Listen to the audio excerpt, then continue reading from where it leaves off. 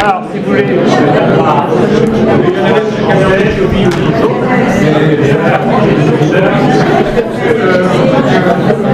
Alors d'abord, quelques nouvelles sur l'association. Donc, je vais vous distribuer le bulletin de la Société historique, donc le nouveau tome, le tome 20, donc qui reprend les textes de certaines des conférences qui ont été faites à l'occasion du centenaire de la Société historique de Picardie en 2014. Alors vous aurez, en plus de ça, vous aurez dans 2 semaines, lors de la réunion du 11 décembre, vous sera distribué le dernier tome des mémoires de la Fédération. Et puis il y a beaucoup de publications au mois de décembre. La Société historique de Picardie, elle va publier aussi dans 2 semaines un livre qui est dirigé par Guy Marival et qui est un recueil de témoignages sur l'occupation de l'Aisne pendant la Première Guerre mondiale. Voilà, alors ça c'est un livre que qu'on vendra pour financer justement le bulletin. Et ça, ce sera en vente à 22 €.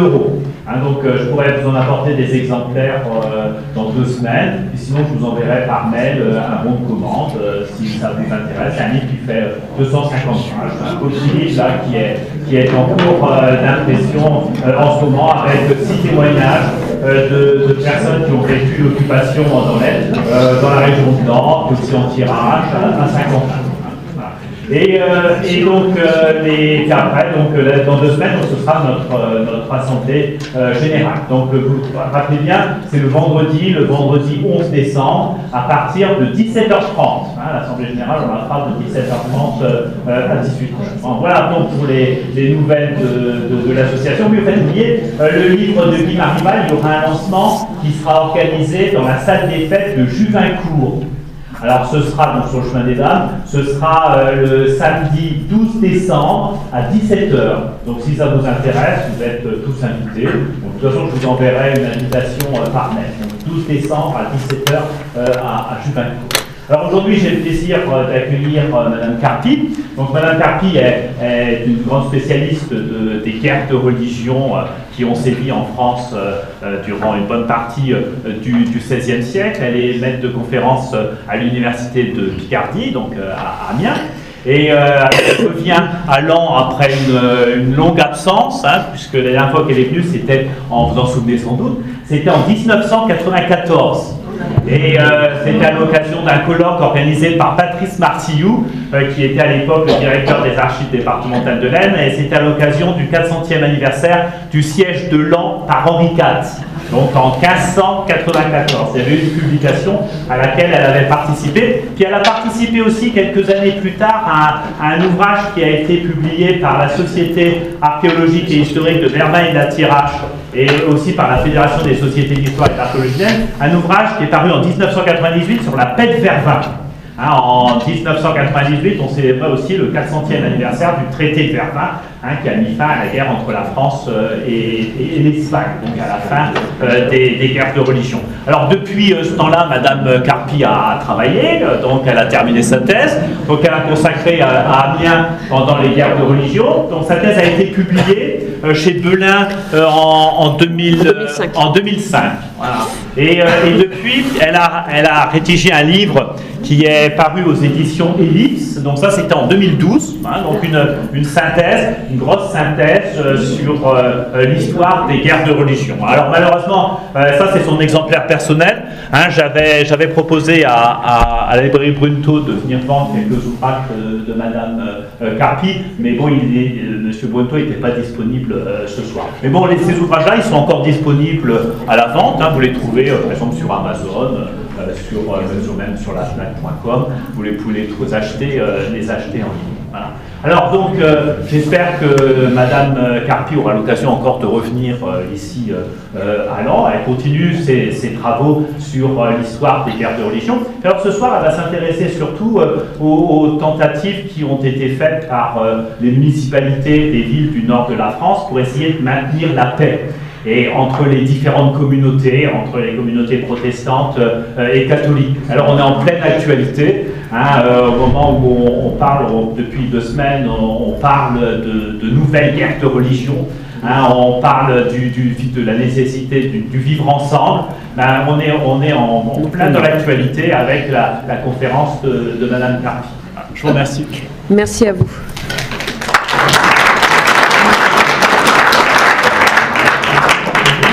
Alors effectivement, je remercie Éric Thierry pour son invitation qui m'amène à revenir à Laon, où je ne suis pas venue, c'est vrai, depuis novembre 1994, époque où j'entamais à peine mon travail de doctorat que j'ai soutenu en 2000 et publié effectivement en 2005. Alors depuis cette date, je n'ai pas rajeuni, c'est une chose, mais j'ai aussi poursuivi mon parcours de recherche en approfondissant la dimension picarde de la Ligue, en m'interrogeant sur les déterminations politiques de la Ligue urbaine en général, pas seulement picarde, en m'attelant, c'est vrai, à la rédaction de cet ouvrage de synthèse paru en 2012, et depuis, je travaille sur la pacification pendant et à l'issue des guerres de religion dans les villes de la moitié nord de la France. C'est effectivement de ce travail que je souhaiterais vous fournir un aperçu aujourd'hui, en présentant le cas d'Amiens, qui est celui que je connais le mieux, et en essayant de le rapprocher autant que possible de ce que je peux savoir de Laon, notamment grâce aux travaux de Cécile Souchon ou d'Éric Thierry, ici présents, ne serait-ce que par égard pour le public qui m'accueille aujourd'hui. Alors, en effet, il y a de réelles similitudes dans l'attitude des autorités locales, en particulier municipales, dans la façon qu'elles ont de faire face aux défis auxquels elles sont confrontées dans la deuxième moitié du XVIe siècle et même encore dans le premier tiers du suivant. Cependant, l'histoire des villes catholiques de la moitié nord de la France, dans la seconde moitié du XVIe siècle et le premier tiers du suivant, n'a pas tellement été abordée sous l'angle des efforts déployés par les contemporains en vue de sauvegarder puis de rétablir la paix civile. Pourtant, il y a déjà 15 ans, un des plus grands historiens du XVIe siècle, qui est Olivier Christin, notait que contrairement à l'impression, je cite, d'affrontements ininterrompus, de violences sans logique et sans borne que peuvent donner de la période la littérature pamphlétaire et les exagérations de l'historiographie confessionnelle, on s'aperçoit à la consultation de la documentation indigène que, je cite, les habitants de diverses localités ont cherché à maintenir entre eux, malgré la diversité de religions, les solidarités nécessaires à la paix. Alors dès lors, quelques études ont été menées sur ce sujet, mais vraiment pas beaucoup. Elles portent surtout sur des villes méridionales et biconfessionnelles. Ainsi, en 1999, Wolfgang Kaiser remarque qu'on ne s'est pas tellement intéressé à la coexistence confessionnelle dans ce qu'il appelle les bastions de la foi catholique, que sont par exemple Marseille ou Paris, et il déclare que la question n'est pas d'expliquer le meurtre, mais l'absence de meurtre dans ces cités, de déterminer comment catholiques et protestants ont pu vivre, non pas forcément ensemble, mais plutôt côte à côte pendant toutes ces années.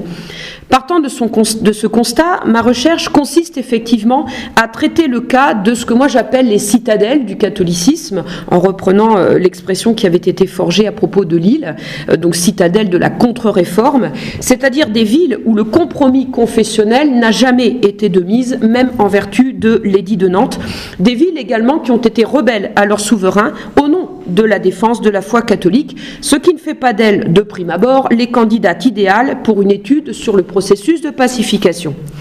Alors, pour expliquer pourquoi certaines villes, bien plus nombreuses qu'on ne le croit en réalité, n'ont pas été le théâtre d'un déchaînement de violence, même pendant la saison des massacres, dont la Saint-Barthélemy constitue le point d'orgue, également pendant la Ligue, diverses hypothèses ont été avancées. Au sujet de Marseille, Wolfgang Kaiser évoque le pragmatisme des élites locales, soucieuses de préserver le bon fonctionnement du commerce de la cité phocéenne et son autonomie politique, ce qui se serait traduit par une coexistence tacite entre catholiques et protestants, dont le prix, cependant, pour les protestants, résidait dans l'obligation pour eux de faire profil bas, de renoncer à toute forme de militantisme confessionnel, ce qui a beaucoup nui, c'est certain, à la vitalité et à la pérennité de la communauté. Olivier Christin évoque également la prudence des dirigeants locaux de ces bourgades méridionales pourvues d'institutions communales où les protestants étaient solidement implantés et dont les dirigeants et les habitants auraient été capables, au nom du bien commun, en concluant des pactes d'amitié, de dissocier le politique des questions religieuses. Il suggère aussi, mais sans s'appesantir là-dessus, que cette démarche pourrait relever d'un idéal civique, d'une conception du bon gouvernement citadin fondée sur la notion de citoyenneté. Alors le problème, c'est que on en reste là. Il n'y a pas beaucoup plus de choses qui ont été faites sur la question, et la question se pose de savoir si on peut distinguer dans la gouvernance municipale de villes monoconfessionnelles, c'est-à-dire de ces villes catholiques du nord de la France, l'expression d'une philosophie politique propre que certains historiens qualifient de républicanisme urbain. Alors il faut s'entendre néanmoins sur le sens de ce mot qui est propice aux confusions et aux anachronismes, dans la mesure où il ne s'agit nullement pour les autorités de l'époque de revendiquer une quelconque indépendance envers la couronne, même au temps de la Ligue, ni de mettre en œuvre un système démocratique. Alors, pour tenter de répondre à cette question, je propose de nous pencher sur le cas d'Amiens, en le mettant en parallèle autant que possible avec celui de Laon. Si j'ai retenu Amiens comme objet d'étude, c'est parce qu'il s'agit d'un excellent terrain d'observation. En effet, Amiens mérite qu'on s'y intéresse à plus d'un titre. À l'époque que nous considérons, c'est une ville peuplée, 25 à 28 000 habitants, ce qui, dans la hiérarchie urbaine du temps, la place au même rang que Montpellier, Nantes, Reims, Orléans, Rennes, Tours ou Troyes. Mais ce n'est pas non plus une très grosse agglomération, ce qui implique que ses habitants qui se côtoient au quotidien ne sont nullement des étrangers les uns pour les autres. C'est aussi un centre économique de premier ordre, grâce à son commerce et à son activité manufacturière. Cela signifie que les écarts socio-économiques peuvent être très grands à Amiens entre une élite de gros négociants ou marchands fabricants, qui sont aussi rentiers du sol, et une masse de petits artisans, ouvriers du textile, de plus en plus intégrés dans un système proto-capitaliste. Amiens est en outre une capitale provinciale, pour reprendre l'expression de Pierre Deyon, siège de nombreuses institutions, laïques et ecclésiastiques, qu'à la différence de Laon, elle ne perd pas au lendemain de la Ligue, puisqu'on sait que Laon voit s'installer à Soissons un nouveau présidial et l'intendant. Amiens, c'est aussi une ville de commune, une des premières à avoir vu le jour au XIIe siècle et dont le gouvernement échoua en grande partie à une municipalité ancienne, donc aux larges attributions et au fonctionnement plutôt sophistiqué. La politisation y est donc bien réelle, tant au niveau de la classe dirigeante que des bourgeois eux-mêmes qui sont acteurs à des degrés divers de la vie politique locale. Pour toutes ces raisons, Amiens peut se targuer d'être une bonne ville qui, depuis son rattachement au domaine de la couronne sous Louis XI, en 1470-71, entretient une relation tout à fait privilégiée avec la royauté en échange de sa fidélité et de son dévouement au service du roi, en particulier pendant les guerres entre Valois et Habsbourg qui prennent fin en 1559. Car jusqu'à l'annexion de l'Artois en 1659, Amiens est une ville frontière, une des clés du royaume, comme l'on dit à l'époque, qui contribue à la sécurisation d'une des frontières les plus vulnérables du royaume et à la protection de la capitale. Enfin, tout comme Laon, Amiens est à bien des égards une capitale spirituelle qui revendique avec force une christianisation précoce et profonde. Elle est dotée d'un ancien et prestigieux évêché dont le siège est occupé jusqu'en 1576 et la nomination de Geoffroy de la Martonie par des évêques de cour, grands seigneurs mécènes, absentéistes mais efficacement remplacés par leurs vicaires, ce qui est aussi le cas donc de Laon avec donc Louis de Bourbon. Elle abrite également une magnifique cathédrale qui accueille des foules de pèlerins ainsi qu'un grand nombre d'établissements religieux. Sachant tout cela, l'enjeu de notre étude consiste à mesurer l'impact sur la communauté citadine de la crise multiforme et d'une gravité inusitée dont elle est la proie dans la deuxième moitié du XVIe siècle et à déterminer comment ceux qui étaient aux commandes de la ville se sont efforcés de préserver la communauté dont ils avaient la charge des effets délétères de cette crise en termes de déstabilisation, voire de décomposition de la communauté citadine. De prime abord, la question semble tomber sous le sens. Ce n'est pourtant pas le cas, car c'est au contraire depuis peu de temps que les historiens, qui ont d'abord été d'ailleurs des historiens contemporanéistes, s'interrogent sur cette question. Indéniablement sous l'influence de l'actualité, parfois brûlante, voire franchement dramatique ces derniers jours. De fait, depuis les émeutes de 2005, les chercheurs en sciences sociales font porter leur attention sur ce qu'ils appellent les sociétés urbaines en ébullition, c'est-à-dire des sociétés caractérisées par l'aggravation des antagonismes sociaux, économiques et culturels, le développement de la notion d'insécurité et la tentation du repli communautaire. On publie en effet beaucoup aujourd'hui, et en histoire y compris, sur la violence urbaine, sur la manière de l'enrayer ou de la réguler. On parle aussi, c'est vrai, beaucoup de pacification et de vivre ensemble, déjà donc pour l'époque moderne. De fait, ce n'est pas une coïncidence si j'ai orienté mes recherches dans cette voie depuis 2005, mais toujours en demeurant dans l'optique dans laquelle je me suis inscrite d'emblée, qui est celle de l'histoire municipale, qui reste encore peu développée en ce qui concerne le XVIe siècle français. Il y a des raisons à cela, à commencer par un problème de source.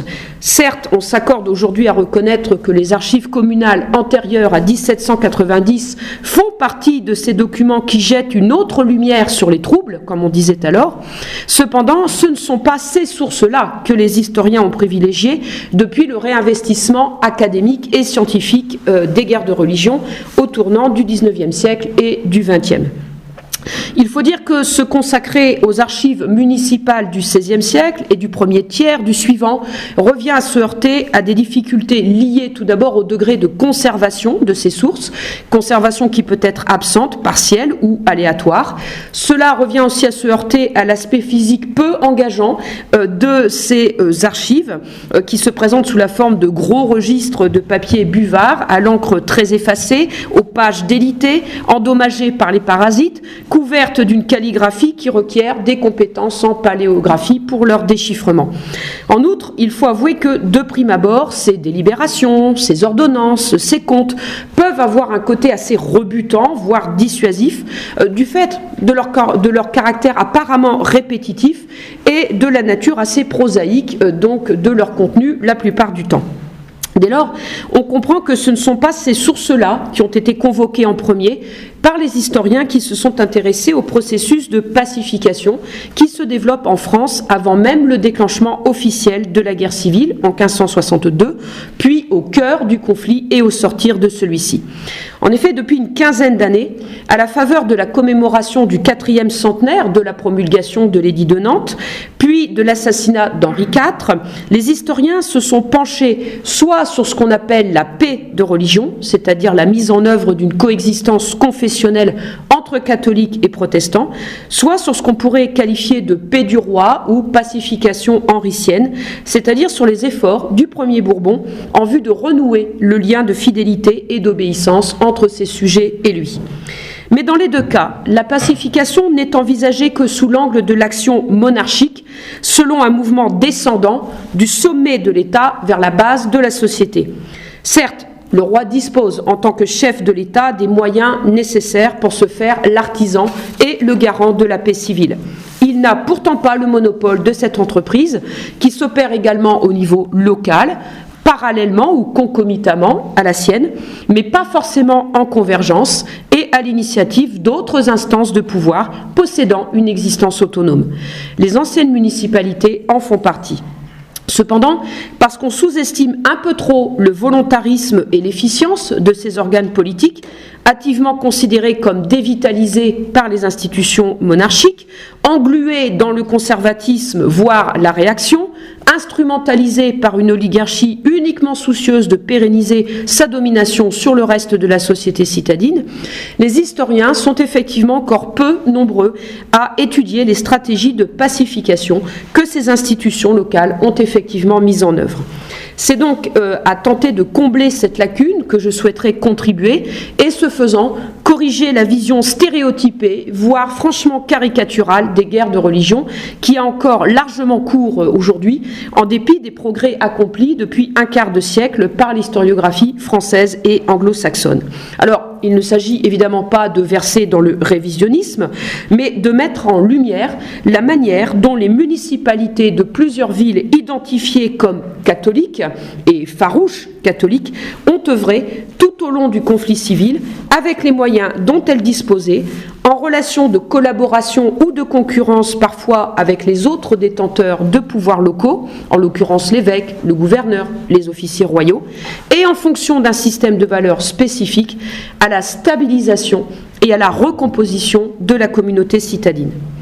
Ainsi, Je vais tâcher de montrer qu'à Amiens en particulier, on assiste bien, entre le début des années 1560 et les années 1620, à la mise en œuvre de ce que j'appelle une paix de ville, à la faveur d'une gouvernance bien plus moderne qu'on pourrait le croire.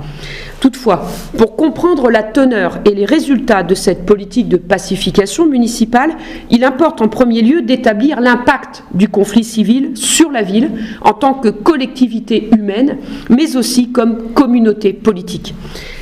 Au cours de la période considérée, c'est-à-dire dès le courant des années 1540 et jusque vers 1620-1630, la communauté citadine amiénoise est effectivement soumise à de puissants facteurs de perturbation et de désintégration.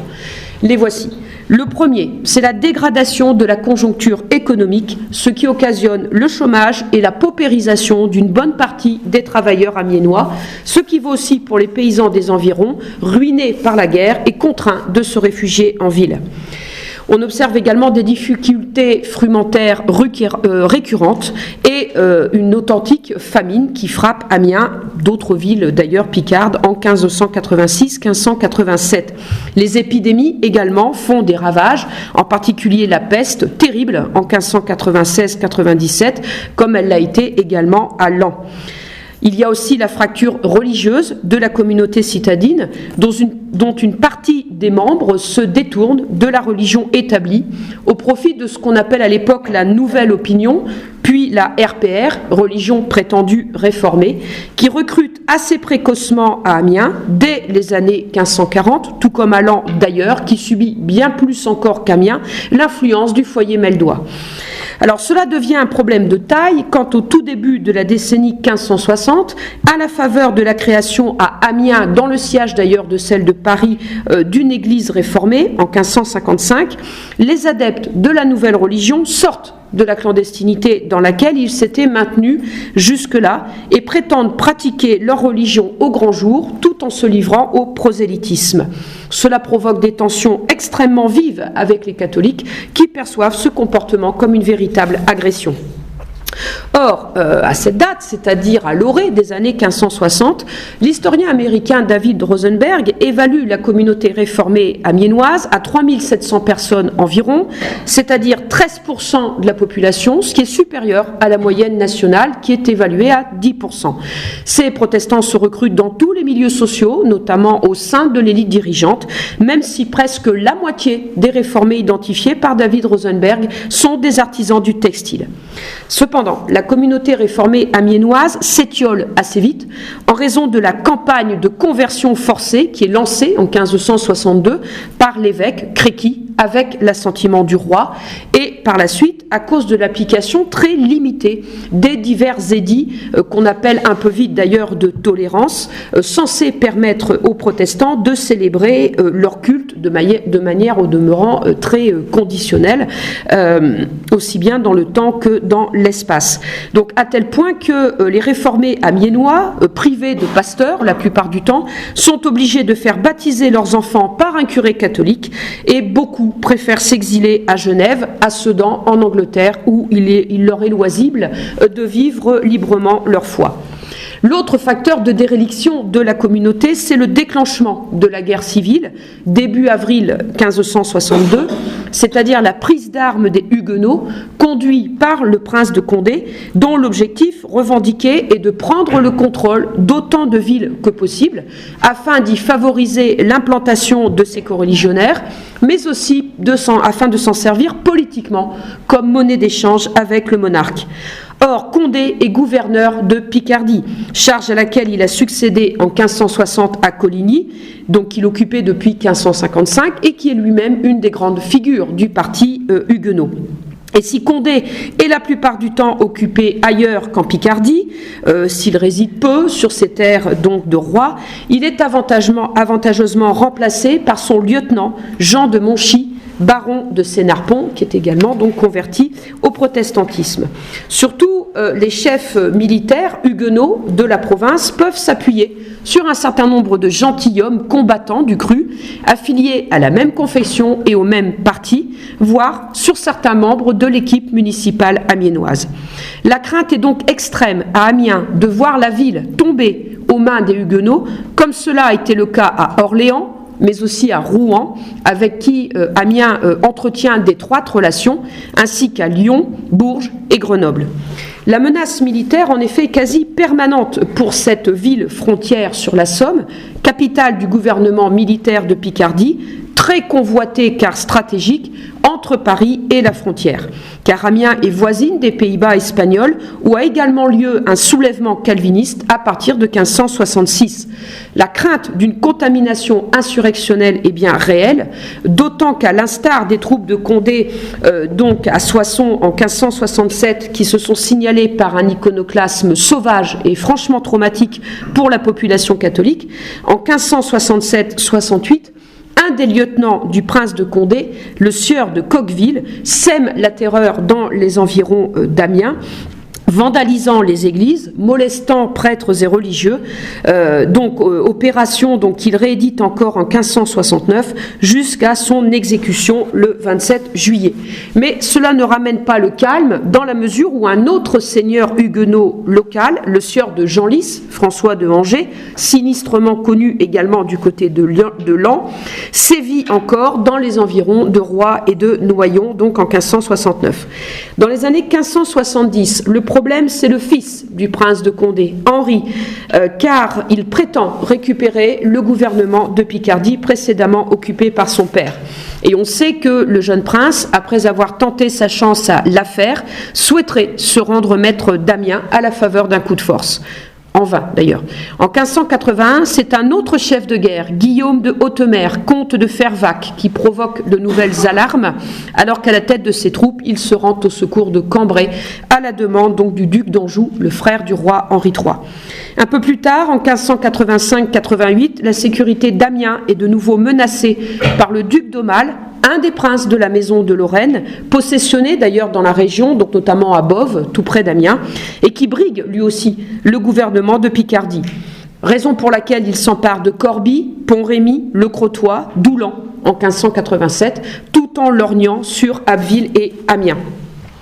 Alors, en lien effectivement avec ce qu'on appelle la Ligue des Princes, qui a vu le jour en 1585, un autre facteur de perturbation de la vie amiénoise, c'est le factionnalisme, c'est-à-dire la formation de factions ou partis antagonistes qui se disputent le contrôle de l'hôtel de ville et qui tâchent de recruter le plus d'adhérents possible au sein de la population en jouant des relations familiales, professionnelle, de sociabilité, mais aussi de la désinformation et de la diffamation en vue de renverser l'équipe dirigeante, soit par le biais de la brigue qui fait partie du jeu électoral, mais aussi, le cas échéant, par un coup de force.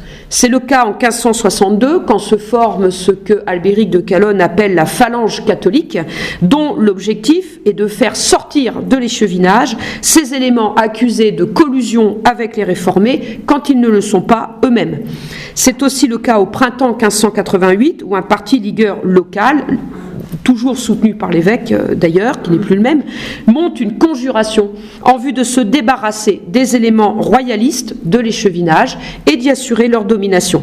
Enfin, c'est également l'objectif du parti royaliste dont l'existence est tout à fait patente en 1593-1594. Alors, ce qui n'arrange pas les choses non plus, c'est la rébellion de la ville qui procède à une soustraction d'obédience envers Henri III dans les derniers jours de 1588 et les premiers de 1589. La ville prête alors main forte aux entreprises de la Ligue dans la région, notamment la tentative pour s'emparer de Senlis en avril 1589 qui a échoué. La ville résiste également aux opérations de réduction à l'obéissance qui sont menées par le lieutenant-gouverneur de la province, donc le duc de Longueville, dont la famille est d'ailleurs détenue en otage à Amiens entre la Noël 1588 et le printemps 1592. Dans ces conditions, Amiens subit un sévère blocus, surtout après la prise de Corbie par les royalistes en décembre 1590, ce qui rappelle les batailles au sujet de la place toute proche de Crépy en Valois pour Laon, qui souffre aussi de l'installation des troupes ligueuses et espagnoles à La Fère.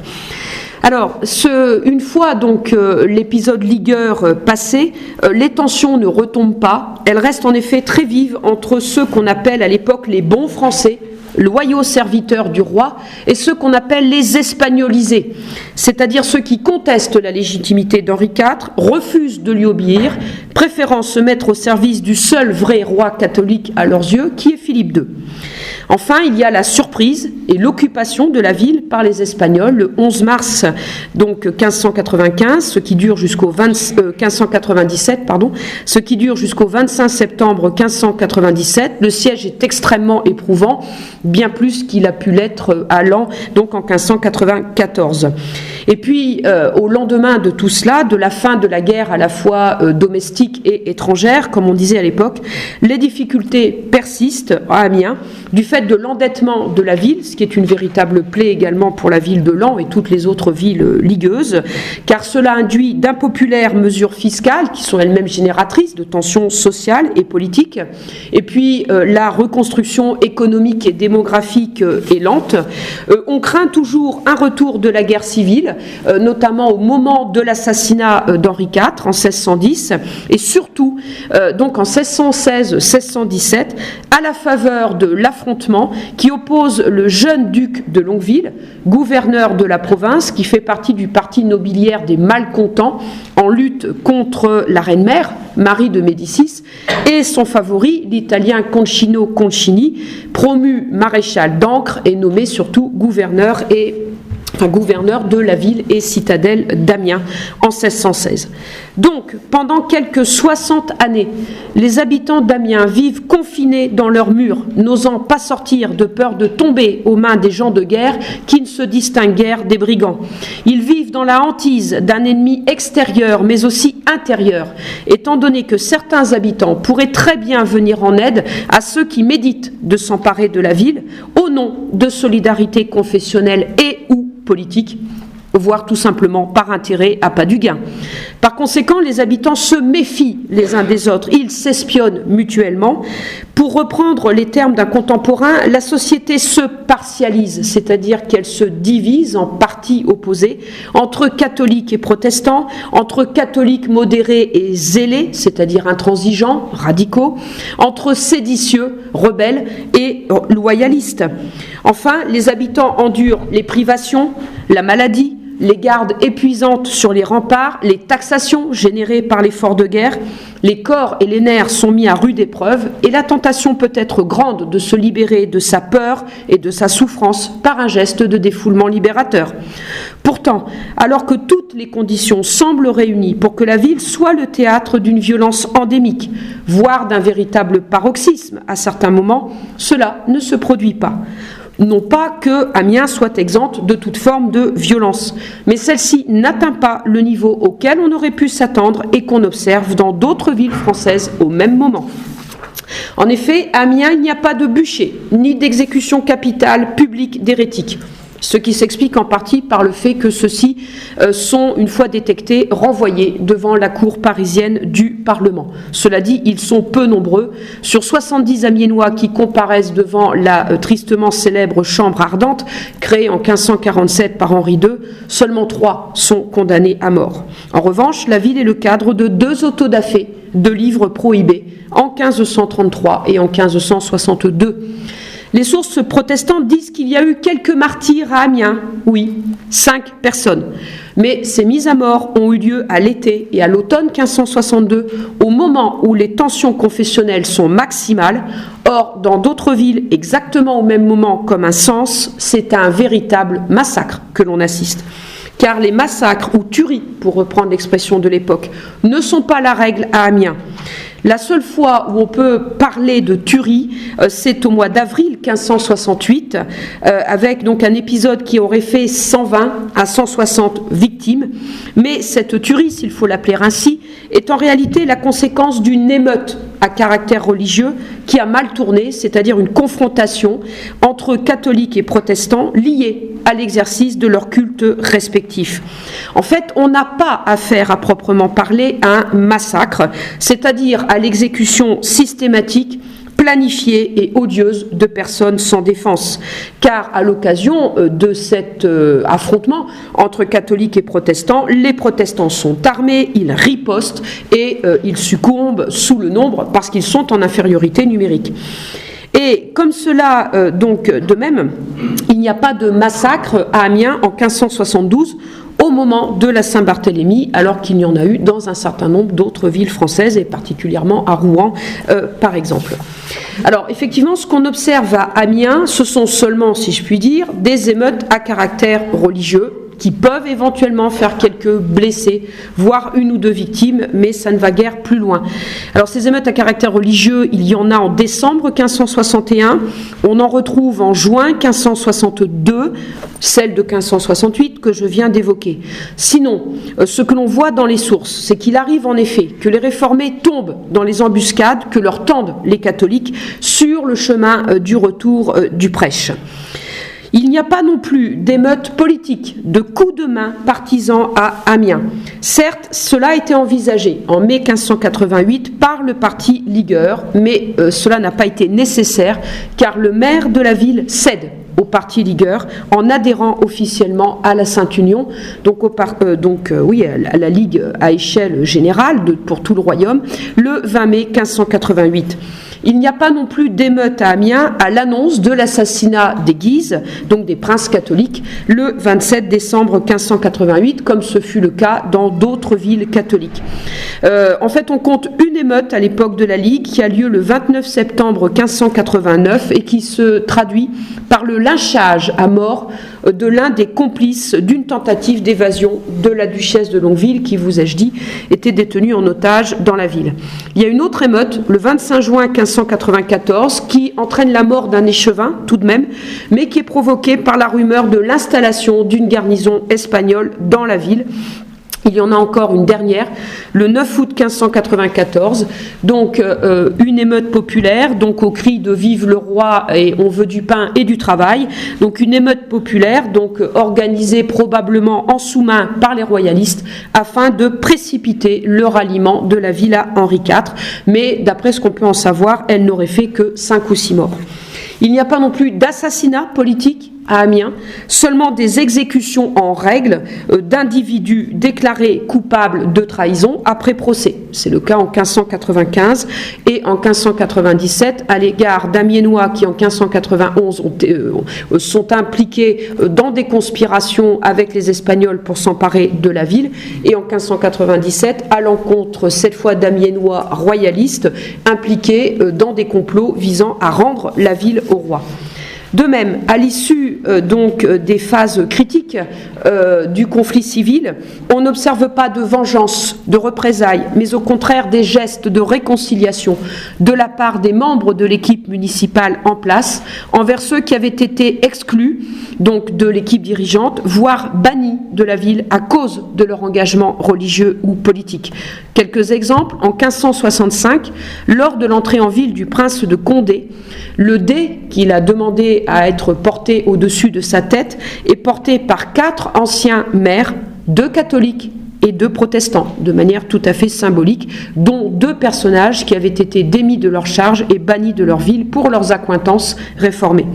En 1570, 3 anciens maires protestants, dont un de ceux que je viens d'évoquer, Pierre Dugard, sont de nouveau autorisés à faire la garde sur les remparts, ce qui est une preuve de confiance, et à recevoir les gratifications auxquelles ils ont droit en tant qu'anciens mailleurs.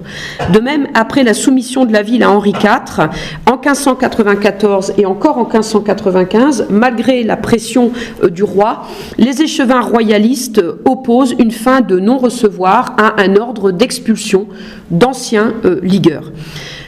Certes, il ne fait pas bon vivre à Amiens pendant et encore après les guerres de religion. Cependant, la situation n'est pas aussi infernale qu'on pourrait le croire. Alors, il y a plusieurs explications à cela, mais indéniablement, l'une d'elles réside dans la gouvernance municipale qui reste fidèle à la même ligne directrice tout au long du conflit, et ce, quelles que soient les différences de statut socio-professionnel, les sensibilités personnelles, les convictions religieuses ou politiques des mailleurs et échevins qui parviennent, semble-t-il, à en faire abstraction dans l'exercice de leurs charges. Cette ligne directrice, tout au long de ces années, c'est la volonté de pacification, qui ne se réduit pas au maintien ou au rétablissement de l'ordre, même si c'est un aspect très important.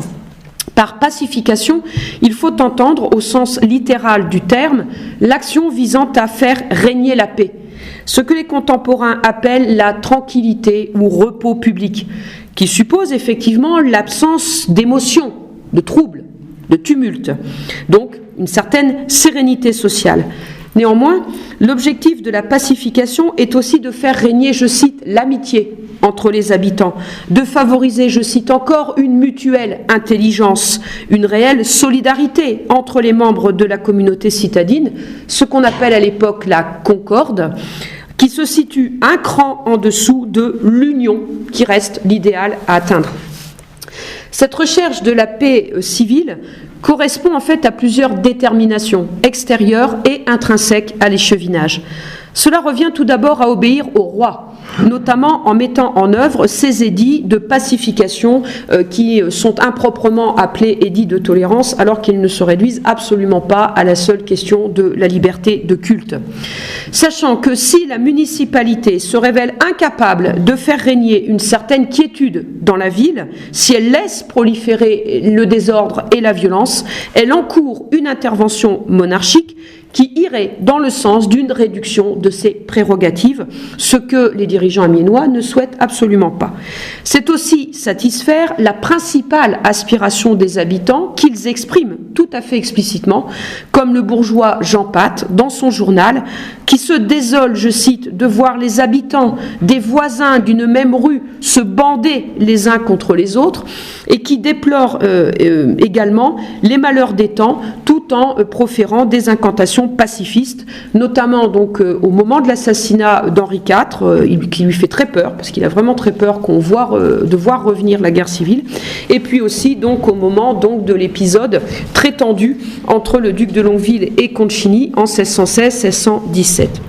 Mais vouloir la paix pour les édiles amiénois, c'est aussi être pragmatique, en ce sens que la prospérité, ou du moins le bon fonctionnement de l'économie amiénoise, dont ces édiles sont les principaux acteurs accessoirement, suppose un minimum de calme social. Toutefois, rechercher la paix, c'est aussi se conformer à un code de valeurs qui régit l'action édilitaire, dont la finalité demeure la promotion du bien public, ce à quoi s'engagent les échevins lors de leur serment d'investiture, et dont ils sont comptables devant ceux qui les ont élus et leur ont délégué l'exercice de la puissance publique. En cas de défaillance, la sanction est immanquable, à savoir, dans le meilleur des cas, la non-réélection, au pire, l'émeute populaire. Cependant, ce souci de la paix procède aussi d'une conviction profonde de la part de ses dirigeants, d'une véritable philosophie ou éthique politique, qui est d'ailleurs assez largement partagée à l'époque et qui n'est pas seulement l'apanage des plus hautes sphères gouvernementales. Donc on n'observe pas uniquement au niveau de la royauté. Alors c'est une philosophie politique d'inspiration aristotélicienne, matinée d'augustinisme et d'un peu de néo-stoïcisme. Et on en trouve l'écho de manière assez nette dans les trop rares écrits de ces édiles du temps, en particulier ceux de l'amiénois Claude Lemâtre, qui est à la fois un magistrat, membre donc du bailliage présidial. Il a été échevin et puis il est humaniste à ses heures également. Alors toutefois, dans le cas des bonnes villes, s'ajoute l'idée que la ville, c'est aussi une communauté, et une communauté civique, c'est-à-dire un ensemble de personnes unies par des droits, des intérêts, des valeurs, des devoirs et une mémoire commune en tant que bourgeois citoyens.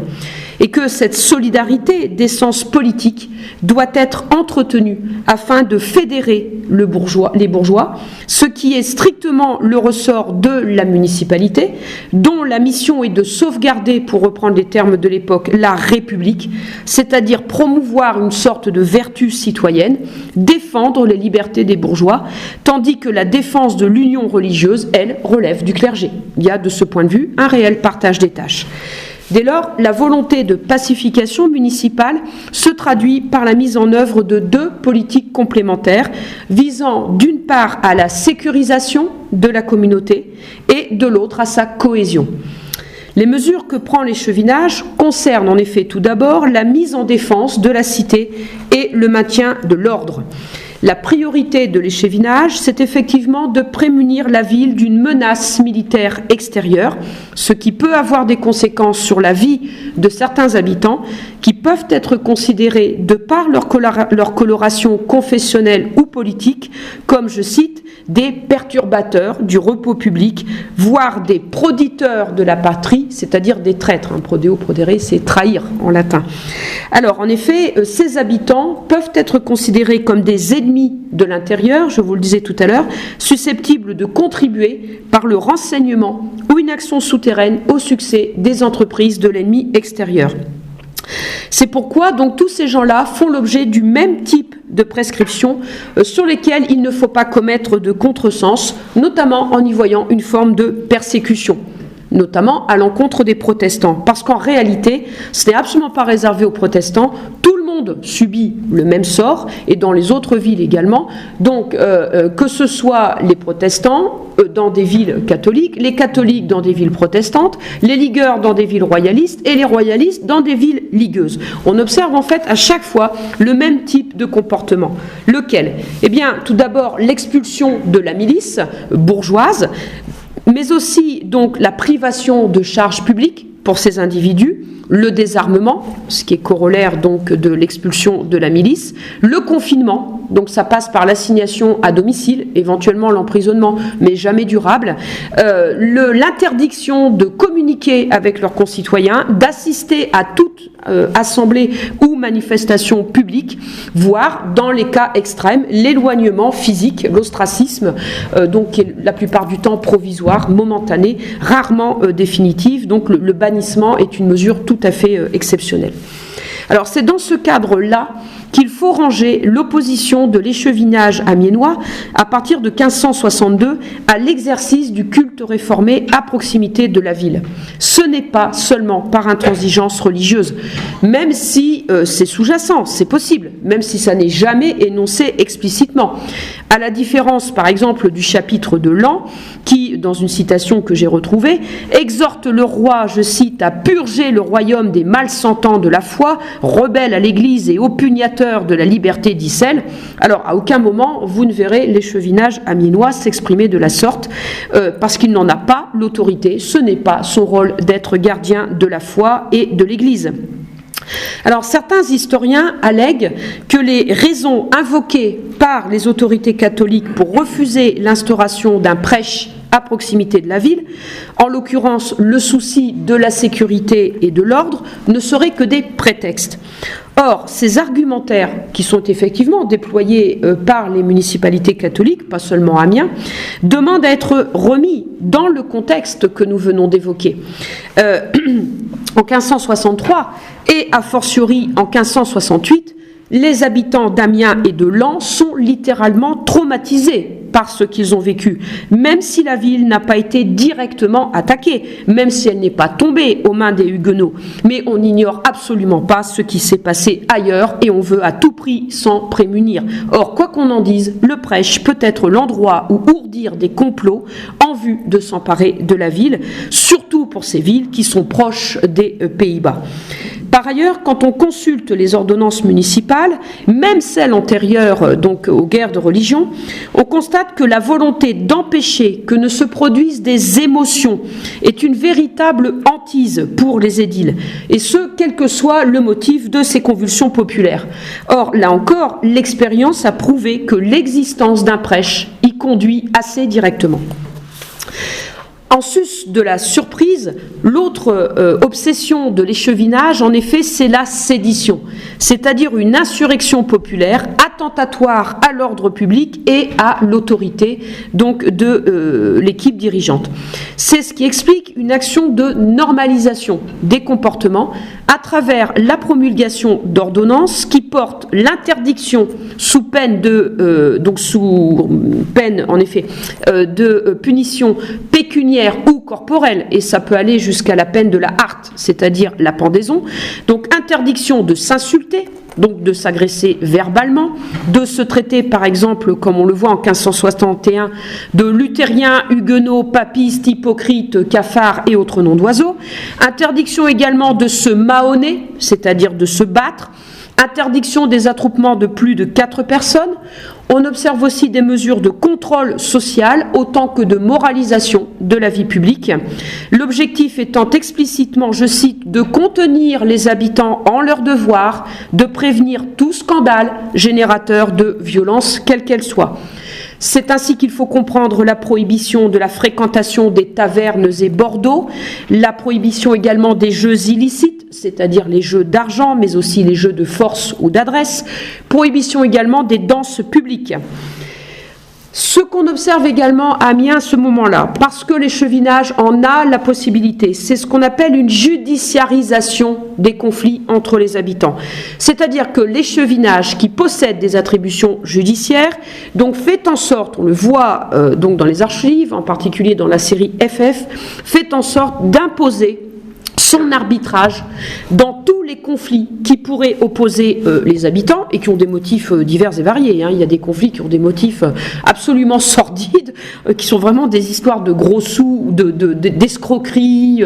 Mais on a aussi des cas, on le voit dans les archives, où les conflits viennent d'une animosité religieuse ou politique entre les habitants. Et là, ce qui est tout à fait frappant, c'est de constater que l'échevinage refuse absolument que les habitants se fassent justice eux-mêmes. Pas question de tomber dans la vendetta, c'est l'échevinage qui règle ce type de conflit. Dans le même ordre d'idées, la milice bourgeoise est fortement mobilisée par l'échevinage pour assurer le quadrillage des quartiers dans le cadre de ce qu'on appelle le guet stationnaire. Des rondes sont même effectuées personnellement par les échevins, à leurs risques et périls, soit dit en passant, on l'a vu tout à l'heure. De même, quand les réformés sont malmenés par les catholiques, alors qu'ils se rendent aux prêches ou qu'ils en reviennent. Ça peut sembler surprenant, mais on constate que l'échevinage amiénois les fait escorter. Il fait escorter les réformés jusqu'au lieu du prêche, en vertu d'un certain légalisme qui est double en fait. Il s'agit de respecter les édits royaux, mais aussi de respecter les droits de ces réformés qui demeurent des bourgeois, qui demeurent, pour reprendre la formule du temps, enfants de la cité. Et à ce titre, ils ont des droits qui doivent être respectés relatifs à l'intégrité de leur personne ou de leurs biens. Enfin, ce souci de l'ordre public est à l'origine d'une surveillance de l'opinion, avec des injonctions réitérées de l'échevinage à l'évêque pour que ce dernier incite les prédicateurs à plus de modération, les prédicateurs pouvant en effet être de véritables boutefeux. On observe également qu'un certain nombre de bourgeois, plutôt des notables, sont mandatés pour surveiller littéralement leurs concitoyens, s'enquérir de leurs propos, de leurs faits et gestes, afin d'avertir l'échevinage de tout comportement suspect, attentatoire à la sécurité de la ville. Cependant, faire bonne police, c'est-à-dire bon gouvernement, ça ne se résume pas au maintien de l'ordre. La police, à l'époque, une cité bien policée, c'est une cité bien gouvernée, bien administrée. Donc faire bonne police, ce n'est pas uniquement le maintien de l'ordre. C'est aussi procurer aux habitants certaines commodités, on dirait aujourd'hui des services publics, dont l'absence pourrait être la source de tensions et d'affrontements. Et c'est pourquoi on voit l'échevinage mettre un point d'honneur à assurer la subsistance des habitants, c'est-à-dire l'approvisionnement en nourriture. On le voit prendre des mesures importantes de salubrité publique, en particulier en cas de contagion, c'est-à-dire d'épidémie. On le voit prendre en charge les malades, les plus démunis. Et c'est à ce titre que sont créés un bureau des pauvres, un bureau de santé, des ateliers de charité qui requièrent beaucoup de temps, d'énergie et de moyens. Toutefois, empêcher les habitants de s'agresser mutuellement ne suffit pas. Le but de l'échevinage, c'est aussi de favoriser la cohésion et pourquoi pas l'unité des habitants, même si celle-ci est parfois contrainte, même si cette cohésion s'opère parfois au corps défendant des habitants. Il s'agit en effet de faire régner un certain conformisme religieux et politique, ce qui explique des ordonnances relatives à l'honneur de Dieu et de son Église, c'est-à-dire l'obligation pour tout le monde, sans exception, d'assister aux offices en toute révérence, de participer aux processions et prières publiques. C'est ce qui explique aussi la prohibition du blasphème qui est très sévèrement châtiée. Alors, l'échevinage ne prétend en aucun cas sonder les reins et les cœurs, ni dicter aux habitants ce qu'ils doivent croire. Ça, c'est le rôle du clergé. Mais aux yeux de l'échevinage, être un membre à part entière de la communauté citadine, c'est se comporter en bon catholique, du moins dans la sphère publique. On ne s'intéresse pas à ce qui se passe en privé, et tout comme à Marseille, on peut supposer que les autorités ferment les yeux sur des cultes domestiques, du moment qu'ils ne sont pas attentatoires à l'ordre public. De même, lors de la Ligue, le serment d'adhésion à la Ligue est rendu obligatoire sous peine d'expulsion.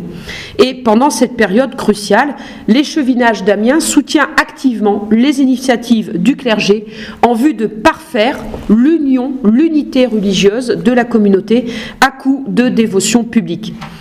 Toutefois, être membre de la communauté citadine, pour l'échevinage, c'est aussi et surtout être un bon citoyen, averti de ses droits, mais aussi de ses devoirs.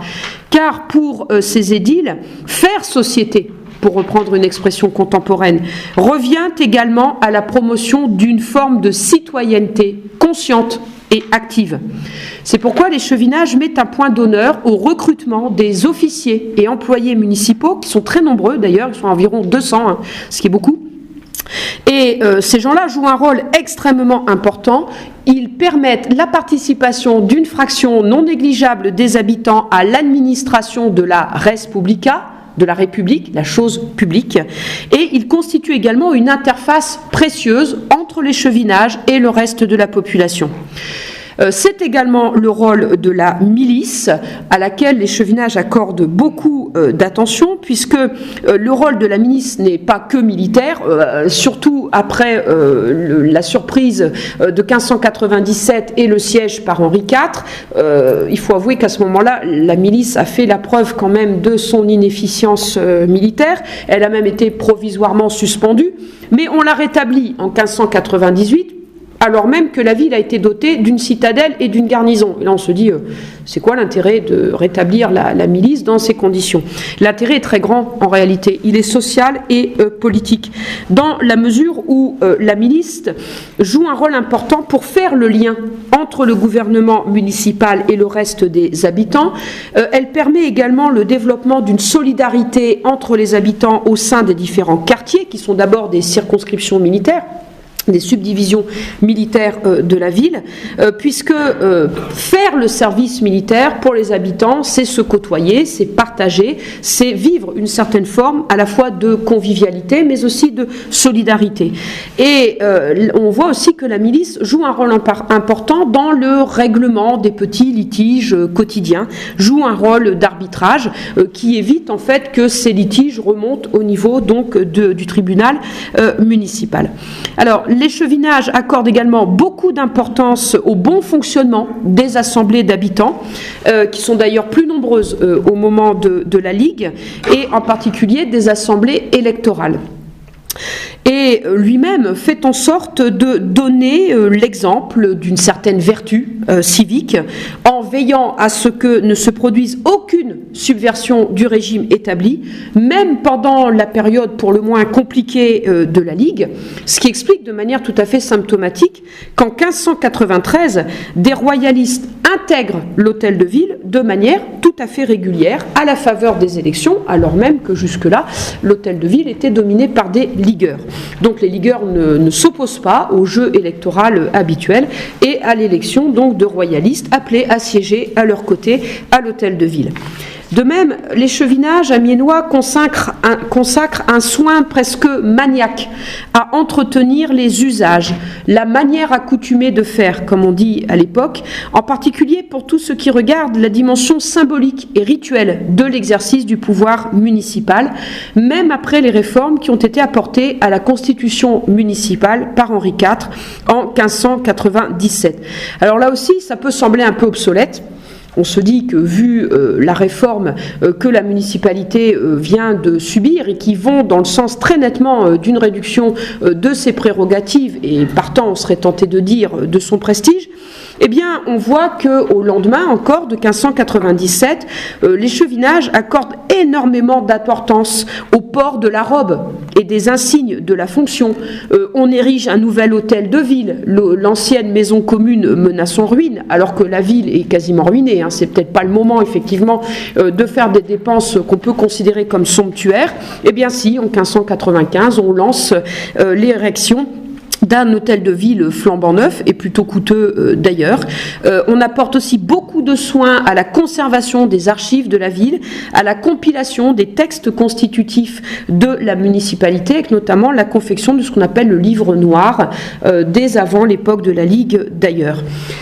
Dans le même ordre d'idées, l'échevinage se fait le champion des franchises, droits et libertés des bourgeois, ne transigeant sur aucune remise en question de ces droits, aussi bien par le monarque que par ses agents, et ce au prix de querelles de préséance ou de compétences qui sont parfois extrêmement vives, avec des querelles qui remontent jusqu'au Parlement de Paris, voire jusqu'au Conseil du roi, et ce quel que soit le statut du contradicteur, puisqu'on voit l'échevinage s'opposer de manière très vive, donc même à de grands aristocrates, voire au favori royal qu'est Concino Concini.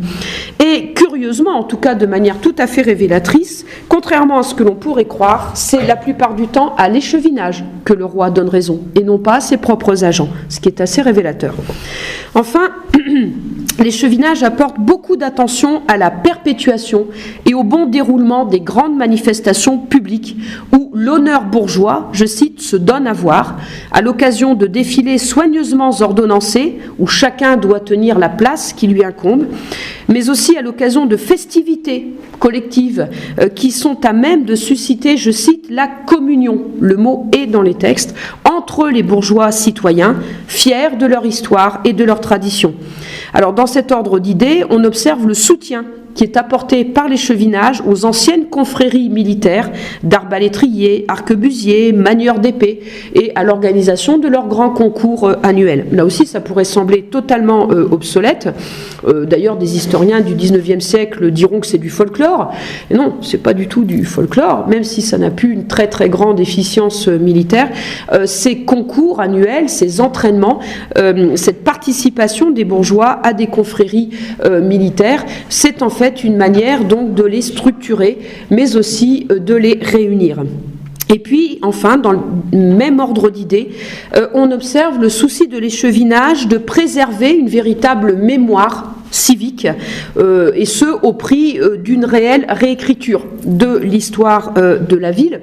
On a des exemples tout à fait notables. Par exemple, après 1597, à chaque changement de règne, qui correspond normalement à la reconfirmation de ces droits, franchises et privilèges de la part du roi à destination de la ville, on voit l'échevinage jusqu'y compris jusque sous la minorité de Louis XIV, alors qu'on se dit que bon, ça va bien là quand même. Donc on voit l'échevinage inlassablement demander la modification de la préface de l'édit de novembre 1597 qui a été promulguée par Henri IV. Pourquoi ?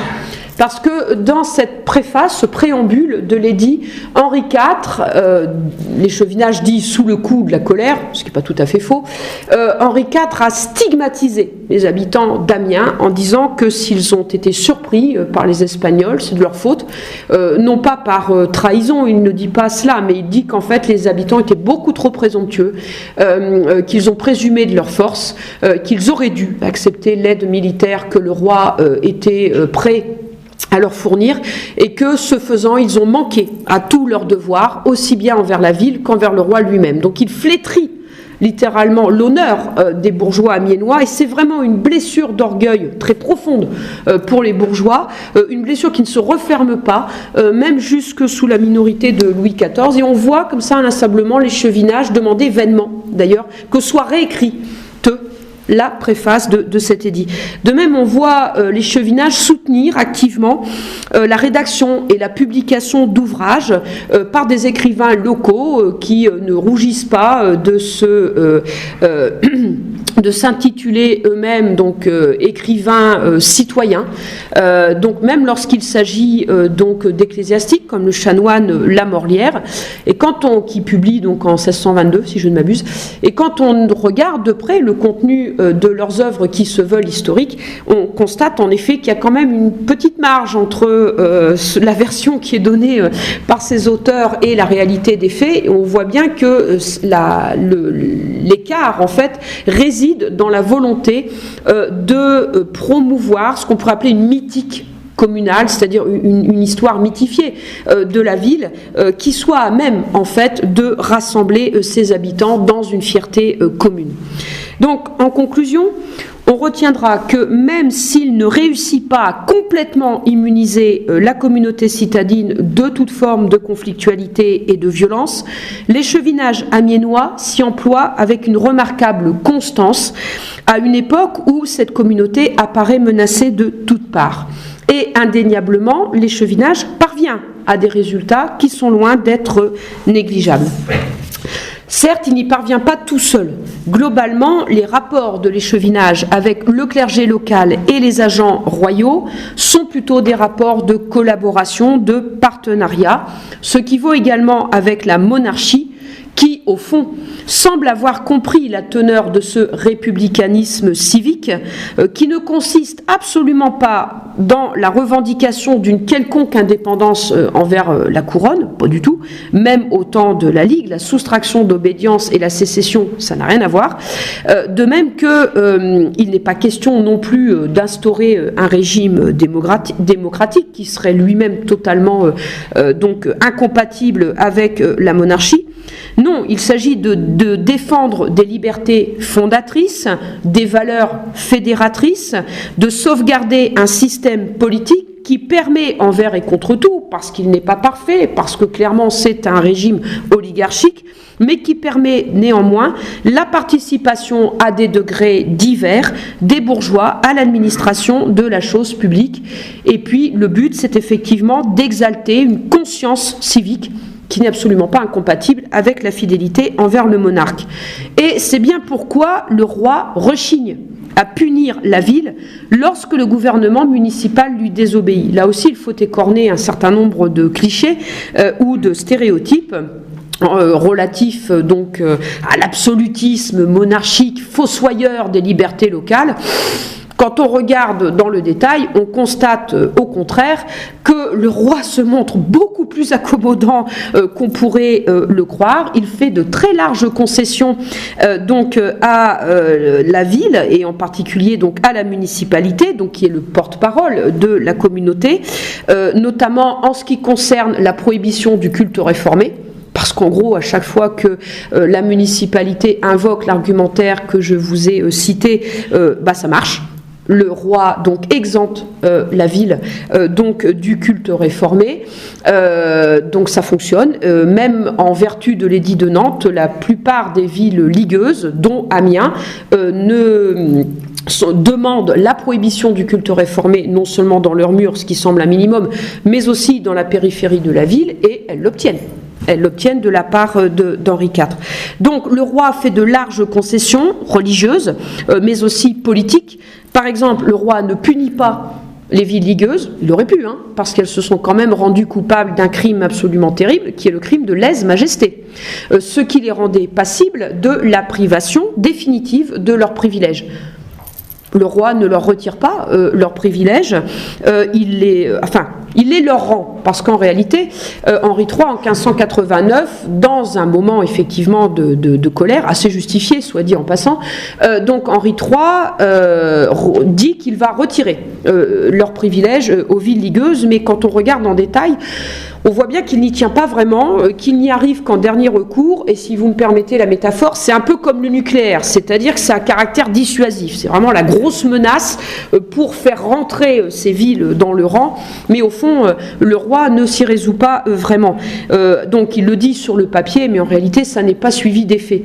Et en 1594, donc au moment où Henri IV l'emporte sur la Ligue, il rend aux villes ligueuses la totalité de leurs prérogatives. De même qu'Henri IV ne punit pas Amiens en 1597. C'est parfois ce qu'on a écrit un petit peu trop vite et un petit peu trop facilement. Il ne punit pas la ville d'une quelconque trahison. Ce n'est pas non plus une vengeance à retardement pour ce qui s'est passé pendant la Ligue. Non, le roi tire les conséquences de ce qui s'est passé. La ville a fait la démonstration de son inefficience militaire, incontestablement. Or, c'est cette capacité à assurer la sécurité du royaume et de la capitale qui fondait en grande partie le régime politique extrêmement privilégié, régime financier aussi, dont la ville bénéficiait. Le roi tranche dans le vif. À partir du moment où les bourgeois n'ont pas été en mesure de remplir leurs obligations de manière optimale, dans la mesure où ça a mis en danger effectivement le royaume, le roi prend des mesures assez logiques de sécurisation de la ville, de sécurisation militaire, mais aussi politique. Son objectif, effectivement, c'est de pouvoir contrôler plus efficacement l'équipe dirigeante, mais pas de la briser. Le but du jeu, c'est de permettre que cette municipalité fonctionne de manière optimale, qu'il puisse garder un œil sur elle, avoir des gens à lui en son sein, de manière à pouvoir cadrer, canaliser l'action municipale, mais son objectif n'est absolument pas de briser ces municipalités, car indéniablement, le souverain a totalement conscience qu'il ne parviendra pas seul à pacifier le royaume, que c'est une entreprise délicate, de longue haleine, et que pour y parvenir, il va lui falloir l'aide de ces corps politiques locaux dont le rôle est bien plus important qu'on ne l'a cru longtemps. Voilà, je vous remercie de votre attention.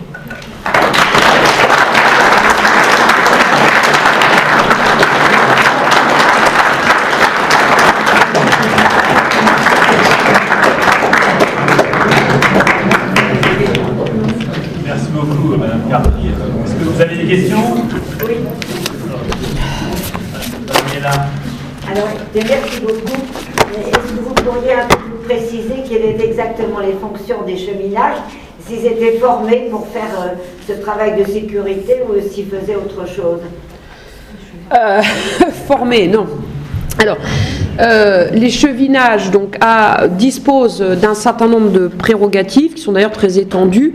La principale prérogative, c'est ce qu'on appelle la police.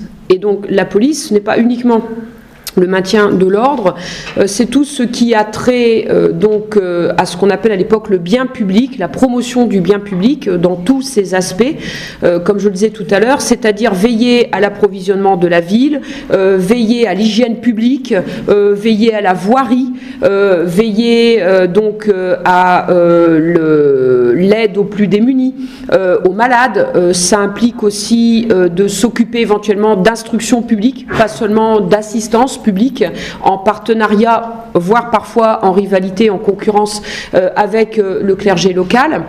Donc ça, c'est le noyau dur, si je puis dire, des attributions municipales qu'on va retrouver dans la plupart des villes dotées de municipalités à l'époque. Le cas particulier d'Amiens, c'est qu'elle bénéficie de prérogatives supérieures, c'est-à-dire que les chevinages d'Amiens a une juridiction, c'est-à-dire qu'il a sa propre justice, au civil et au pénal, quand même. Sachant toutefois que toutes les sentences du tribunal chevinal peuvent être susceptibles d'appel devant un tribunal royal, ne serait-ce qu'au niveau du bailliage présidial, voire au Parlement, le cas échéant, qui fait un petit peu office de cour de cassation, en quelque sorte. Et puis, les chevinages d'Amiens a aussi des attributions militaires qui sont tout à fait exceptionnelles, qui lui ont été, qui sont très très anciennes, en fait, et qui ont été confirmées par Louis XI en 1470-71, c'est-à-dire qu'Amiens fait partie de ces villes qui est exempte de garnison, de citadelle et de gouverneur militaire. Donc, toute la gestion militaire de la ville incombe à l'échevinage. Du moins, donc surveillance des remparts, entretien des remparts, achat et entretien de l'artillerie, de munitions, supervision du service militaire des bourgeois. C'est une très très grosse responsabilité. D'ailleurs, le maire a en charge la garde des clés de la ville, c'est une très lourde responsabilité, que par exemple le maire de Rouen a perdu au moment des premières guerres de religion. Alors ces attributions militaires, l'échevinage les perd justement au lendemain de la surprise espagnole de 1597. Il perd aussi une grande partie de ses attributions judiciaires qui assez logiquement sont reversées au tribunal royal. De toute façon, c'est une tendance lourde de la part de la royauté qui était de centraliser en quelque sorte toutes les juridictions, qu'elles soient ecclésiastiques, seigneuriales ou communale, municipale. Donc il reste au fond la police, mais il y a déjà de quoi largement occuper les échevins. Maintenant, on me demandait s'ils sont formés à cela. Oui et non, il n'y a pas d'école d'échevinage, mais ces échevins, en fait, sont bien souvent, on est échevin de père en fils ou de beau-père en gendre ou d'oncle en neveu, c'est-à-dire qu'on est un peu tombé dedans quand on était petit. Et donc, on a tout le temps, je dirais, de se former parce que les mandats sont certes annuels, mais ce qu'on appelle le turnover, le renouvellement est très faible. C'est-à-dire qu'on voit se succéder à eux-mêmes les mêmes individus pendant des années, voire des décennies.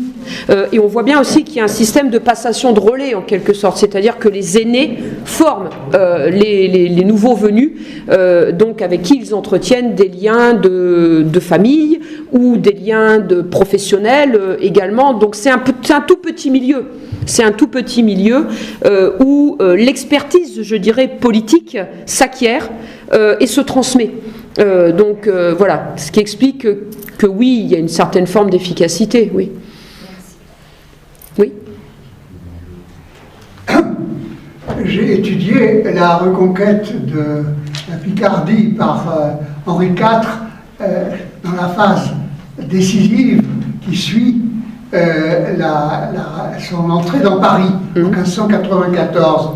Et j'ai remarqué que Henri IV a souvent acheté la soumission, le ralliement de ses adversaires très cher,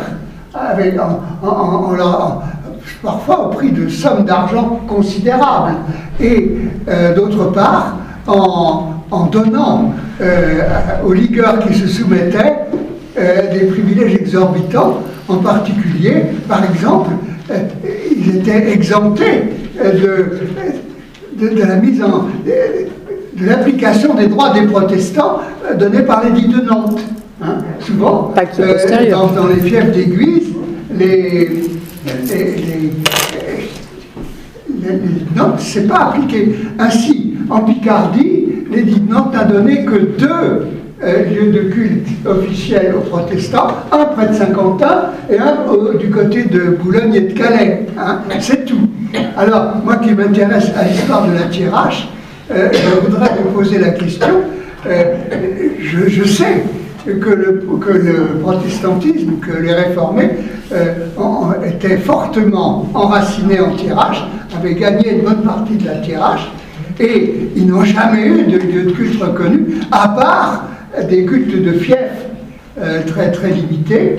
Mais en fait, le pouvoir royal n'avait pas les moyens de sa politique. Et si bien que dès que la prévôté avait le dos tourné, eh bien, on se réunissait dans des granges et on pratiquait le culte d'une façon quasiment avec une liberté totale, mais d'une manière illégale, bien sûr. Je voulais signaler cela. Et d'ailleurs, quand nous avons étudié, au moment du 400e de l'édit de Nantes, quand nous avons étudié l'application de l'édit de Nantes, nous en avons conclu à la Société d'histoire du protestantisme par un numéro spécial titré « Coexister dans l'intolérance ». Notez ça, l'édit de Nantes. Voilà. Est-ce que vous avez... J'aimerais que vous nous donniez, si vous pouvez, quelques précisions de ce qui se passait dans les campagnes, et pas seulement dans les villes. Ah, alors là, vous me posez une colle. Parce que, comme je l'ai indiqué, je travaille sur la vie municipale. urbaine. Donc, pour vous dire la franche vérité, je ne fréquente pas les archives relatives à la vie rurale. Donc, ce que j'en sais, je ne le sais que par des sources secondaires. Et j'avoue que ce n'est pas ma priorité. Moi, mon souci, c'est de voir comment les choses fonctionnent, je dirais, à l'intérieur de l'enceinte urbaine, intramuros, éventuellement dans les faubourgs, mais ça s'arrête là. Cela étant, j'aimerais peut-être plutôt réagir sur ce que vous venez de dire, y apporter quelques nuances, notamment en ce qui concerne le fameux rachat à prix d'argent par Henri IV, donc de ses adversaires. Alors, les historiens ont récemment montré que c'est un tout petit peu plus compliqué que ça.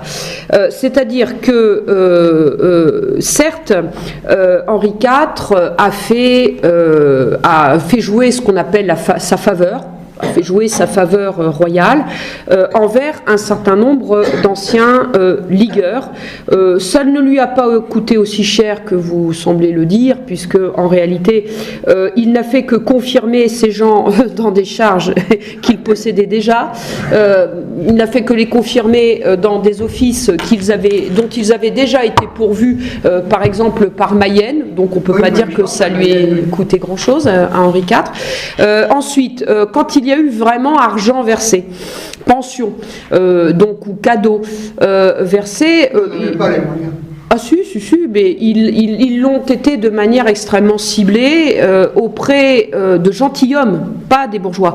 Les bourgeois ont été récompensés soit par le maintien dans une charge qu'ils occupaient déjà, je le répète, et donc il n'y a pas une espèce d'épuration après la Ligue, comme on aurait pu croire qu'il y en ait une, ce qui aurait été un tout petit peu compliqué parce qu'il aurait fallu que le roi rembourse le montant de leur office à ces individus, et là, il y aurait eu problème. Donc, alors, quand vous dites qu'ils n'avaient pas les moyens, là, je suis d'accord avec vous.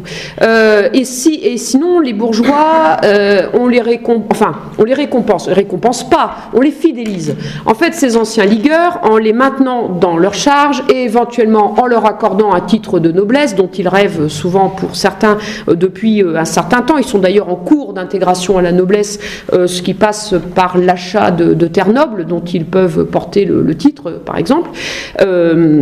Eh bien, ça coûte pas très cher au roi et ça permet de fidéliser ces bourgeois, c'est-à-dire donc de les rendre plus fiables au sens propre du terme, de pouvoir les utiliser parce que ce sont des cadres dirigeants, parce que le roi il va devoir faire avec eux, parce que ce sont eux qui justement ont l'expertise dont je parlais tout à l'heure, et on ne renouvelle pas du jour au lendemain un personnel politique. Donc le roi il a besoin d'eux, donc effectivement il cherche à les fidéliser, il applique la bonne vieille recette qui est celle du clientélisme, sauf qu'il le fait, donc il crée ce lien au fond très personnel et assez archaïque d'ailleurs entre l'individu et lui. Et en ce qui concerne les sommes d'argent que vous évoquez, si argent versé il y a eu, c'est au gentilhomme, c'est au chef de guerre. Alors pas par hasard, parce que là aussi, il a besoin d'eux. Parce que je rappelle quand même qu'en 1594, c'est pas fini, que la Ligue résiste en Bretagne, qu'accessoirement, un peu plus tard, le roi déclare la guerre donc à l'Espagne, enfin à Philippe II pour être plus précis, et donc il a besoin de gentilshommes combattants, compétents, expérimentés. Il les prend là où ils sont, aussi chez les ligueurs. Donc, surtout quand les protestants donc refusent de l'aider, ce qui était le cas quand même au siège de 1597, où les gentilshommes huguenots, hérissés par la teneur des négociations visant à la conclusion de l'édit de Nantes, ont fait faux bond quand même à Henri IV. Donc Henri IV, au sortir de cette guerre civile, il a besoin de forces vives, politiques, militaires, et il les prend là où elles sont. Et il les prend en faisant en sorte de fidéliser à la fois de renforcer la fidélité de ceux qui en avaient déjà fait montre à son égard, donc ceux qu'on appelle les royaux, qui en fait reçoivent exactement le même traitement que ceux qu'on appelait du parti contraire, c'est-à-dire les ligueurs. Alors effectivement, les ligueurs qui ont eu l'intelligence de retourner leur veste au bon moment, donc les fidèles de la 11e heure, comme on les appelle, ou donc qui montrent patte blanche ensuite, et d'ailleurs, c'est pas du tout, comment dire, cynique, hein, c'est-à-dire que ces ligueurs ont toujours prétendu que comment dire, ils étaient hostiles à un monarque, ils ne prétendaient pas servir un monarque hérétique. À partir du moment où il n'est plus hérétique, à partir du moment où il concilie les deux principes fondamentaux de dévolution de la couronne que sont l'hérédité et la catholicité, pour beaucoup d'entre eux, le motif d'opposition cesse. En réalité, il n'y a qu'une poignée de catholiques intransigeants, d'anciens ligueurs, qui refusent de reconnaître Henri IV, même une fois convertis au catholicisme, et qui le considèrent comme un imposteur, et préfèrent effectivement donc faire allégeance à celui qui pour eux est le vrai roi catholique, Philippe II. Mais ils sont l'exception qui confirme la règle. C'est une poignée de gens. Alors, il y a encore, si vous permettez, sur un autre sujet, j'ai remarqué avec beaucoup d'intérêt, de satisfaction, qu'à Amiens, il y a eu très peu d'exactions dues au fanatisme. Alors, j'aime pas le terme de fanatisme. Et il ne faut pas oublier qu'à cette époque-là... Extrémisme, si vous voulez. Qu'à cette époque-là, rares étaient les familles entièrement passées au protestantisme. Elles étaient souvent partagées entre les deux religions, et la différence de religion n'empêchait pas une bonne entente et une bonne solidarité. Je pense que c'est aussi ce qui a dû se produire en Thiérache à l'époque des invasions. Les églises fortifiées sont célèbres à juste titre. Et je pense que quand il y avait une menace extérieure, eh ben, il n'y avait plus de différence entre catholiques et protestants. On était tous solidaires pour se défendre contre les bandes de pillards. Voilà ce que j'avais encore envie de dire, et je vous remercie. Merci à vous. De la richesse de votre explication. Merci. Non, il y avait une question. Je tenais à vous remercier de ce travail héroïque d'avoir montrer que l'histoire de la paix, ça pourrait être au moins aussi jouissif que l'histoire de la guerre. Merci. Je suis assez d'accord avec vous. Merci. Merci. Merci.